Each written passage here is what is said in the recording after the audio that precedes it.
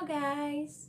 Welcome back to our channel. So today's video, may i-share ako sa inyong beauty tips or tipid tips. Wow! So kasi, bawal ako sa mga may alcohol na pampaganda, yung mga ipinapahid-pahid, something like that. So, bawal kasi yung naaamoy ko siya. So, nalaman ko, it is a very effective nung na-try ko siya as a month later na. Yan, so konti-konti na lang siya. So, diba, syempre tayong mga girls, kailangan natin ang pampaganda, hindi yan mawawala. So, one time, nagpa-doktor ako kasi inuubo-ubo ako, ganyan. So, ayun, sabi niya, kung mahilig daw ba akong magpahid-pahid ng ganyan na nalalanghap ko. Sabi ko, yes. Then sabi niya, yun daw yung iwasan ko para tumigil yung ubo ko. Then, alikabok, ganyan. So, ako naman, syempre, hindi ako, syempre, kailangan natin magpaganda. Kasi, di ba, kahit alam mo na kahit hindi maganda, so, kailangan sa ating skin yon. So, syempre, hindi tayo titigil hanggat hindi tayo nakakahanap ko ano bang ire-remedios natin yan. So, ako, ito, yung ito, mai-share ako sa inyo yung ginagamit ko ngayon. Mura lang siya, hindi siya katulad ng mga dating ginagamit ko na ang mamahal. So, ito. So, syempre, familiar kayo dito sa prutas na yan. Sa calamansi. Then, baking soda. Wait lang. Ayan. So, baking soda. Nandun pa pala sa taas. Hindi ko pa pala siya na ibababa. So, ayan. Paano ba nakakatulong tong baking soda and calamansi sa pagpapaputi? Yan, di ba tayong mga girls, gustong-gusto nating pumuti? Di ba?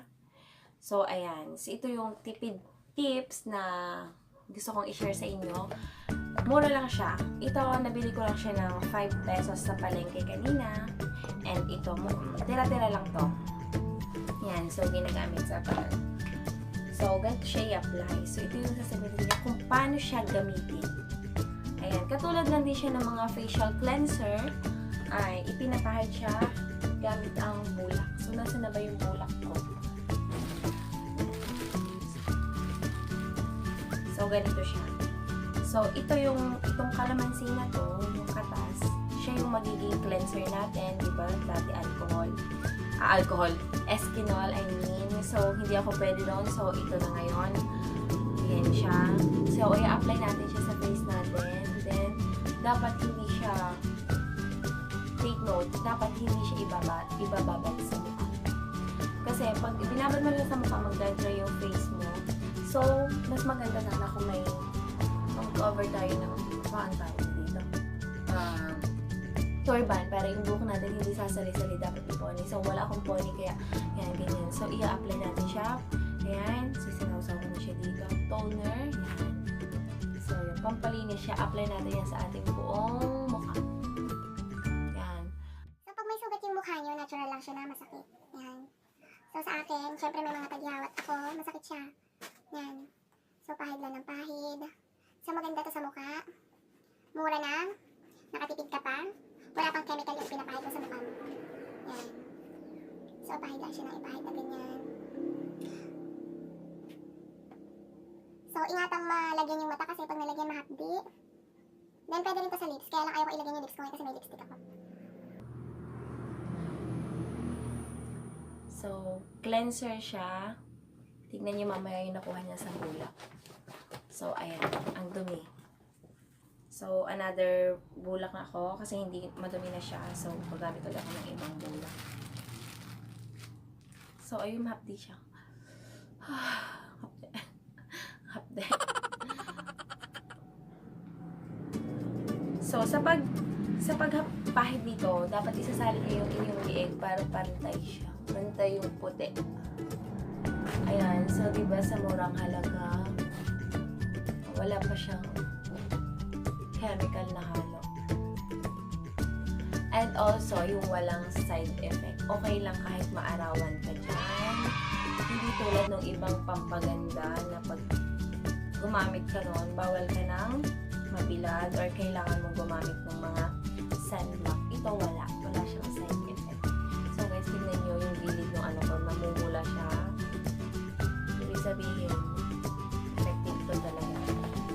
ilang buwan ko na siyang ginagamit since nung sabi ng doctor na bawal na akong gumamit ng pangkasanayan ko ng pahit-pahit. Mahilig kasi ako sa pahit-pahit. Yan. Since high school, mahilig ako magpahit sa mukha ko. So, ayun. So, tapos ko na siya guys linisin. Wala na yung panikabo. Ayan. So, paano nga ba gamitin yung baking soda?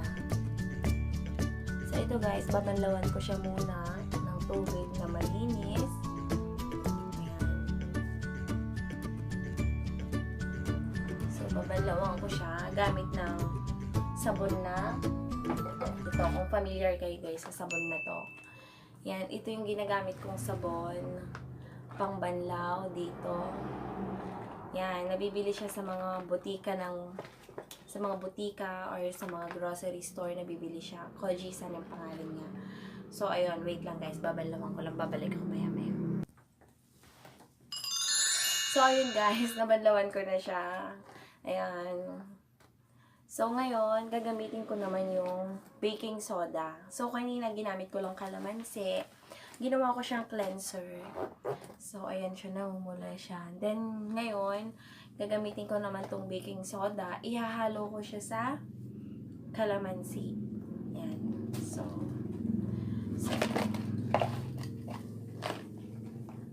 So, ayun, bumubula siya. So, paano siya gamitin? Ayan. Ihahalo mo siya sa kalamansi.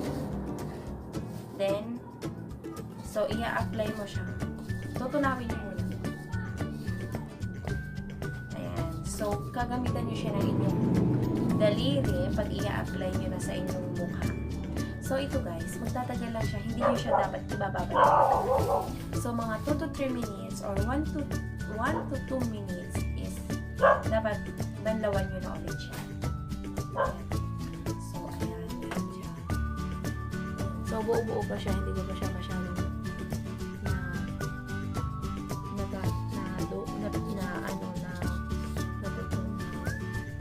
So, ayun. So, guys, sabihin ko sa inyo, itong ginagawa ko sa mukha ko nito, hindi lang siya sa mukha. So, pwede rin to sa mga parts ng inyong katawan na maiitim, katulad ng kilikili, singit. Kaya lang be careful po sa paglagay sa singit, baka malagyan ang alam nyo na dapat na hindi malagyan. So, ayun, ma-update siya sa umpisa. So, ayan. Ito ay nakakatanggal siya ng blackheads, tagyawat, pimples, at kung ano-ano pa pong mga anek-anek na nandyan sa face natin. So, yun po yung natatanggal.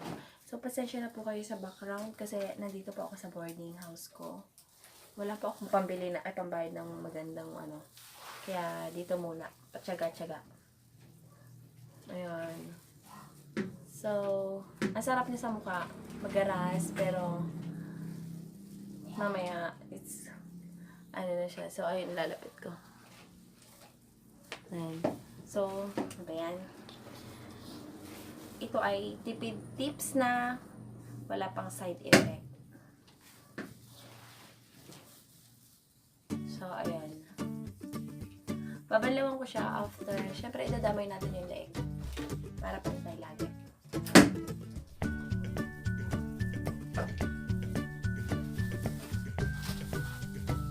Ayan.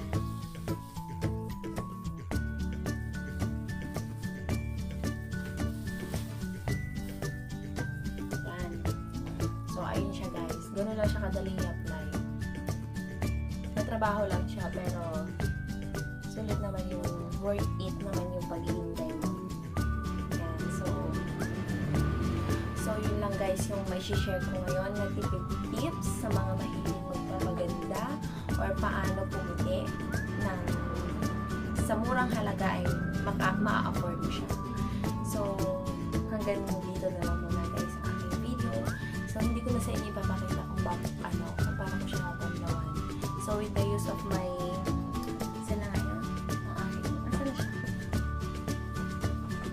sabon, siya yung gagamitin ko pambanlaw. Sabon pala. Gagamitin ko sabon pambanlaw. So, So, pasensya na kayo, mali-mali pa ako ngayon. Siguro soon, sa mga next videos ko is perfect na. So, hanggang dito na lang. Magpapaalam na